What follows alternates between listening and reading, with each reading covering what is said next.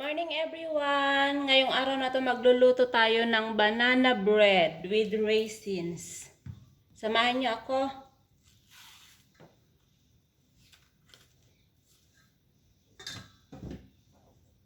Dalawang banana.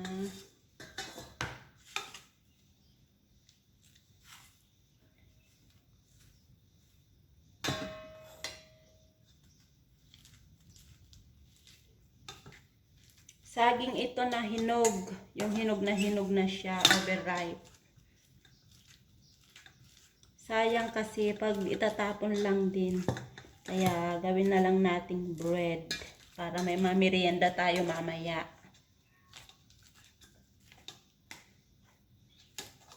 Habang tulog ang alaga ko, gagawa ako ng banana bread. Gusto ko din kasi to, ginagawa ko din to dati nung nasa local family pa ako. Dati kasi nasa local ang amo ko. Kaya marami din akong natutunan na pagkain ng mga lokal. Kaya ngayon gagawa tayo ng banana bread. Ilagay natin yung dalawang egg.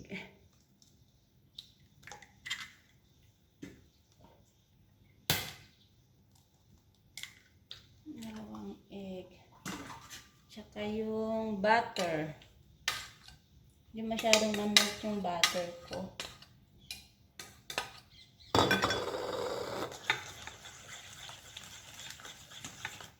Haluin muna natin.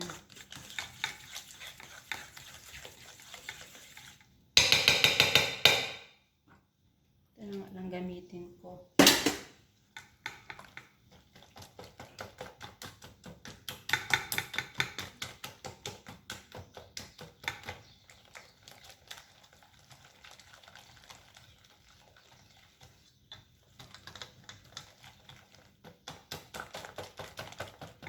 Ilagay na natin yung butter at saka dalawang egg.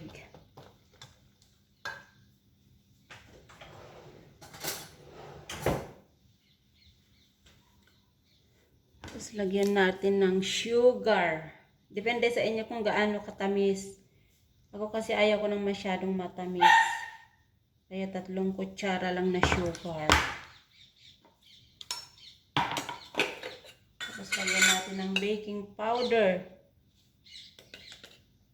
1 tablespoon baking powder, 1 tablespoon. 1 teaspoon baking soda.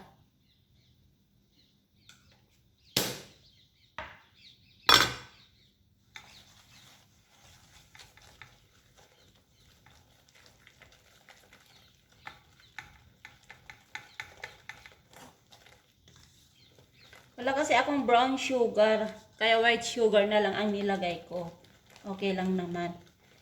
Tsaka wala kasi akong vanilla, nakalimutan kong bumili ng vanilla. Yung alaga ko maingay doon. Lagyan na natin ang raisins. Gusto ko kasi yung maraming raisins. Then yung 2 cups flour. Unti-untiin lang natin.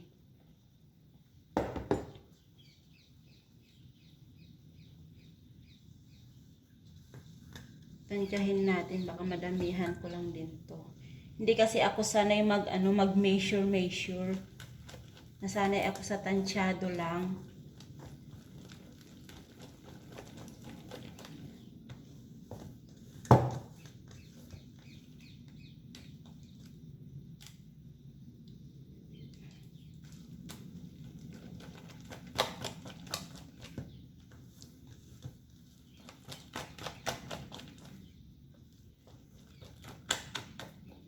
Dagdagan pa natin kaunti. Hindi ko na ilagay lahat yung 2 cup na flour. Kasi baka masyadong marami.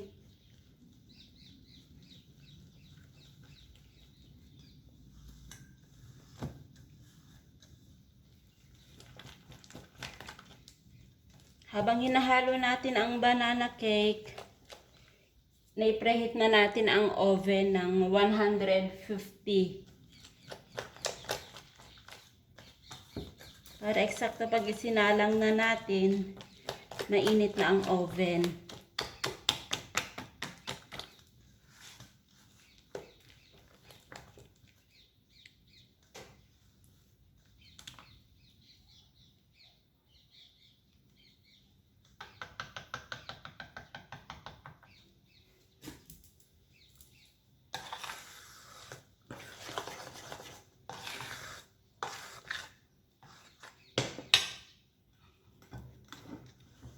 Lipat na natin sa baking tray.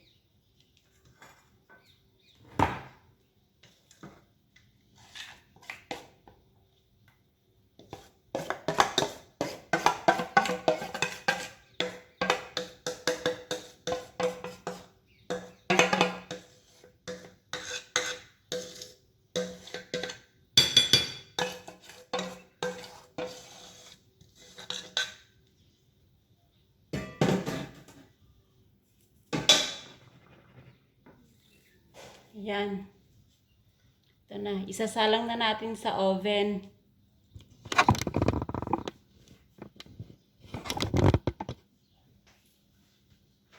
Isasalang na natin. Timer natin ng 40 minutes. Yan, naisalang na natin sa oven. Antayin na lang natin ng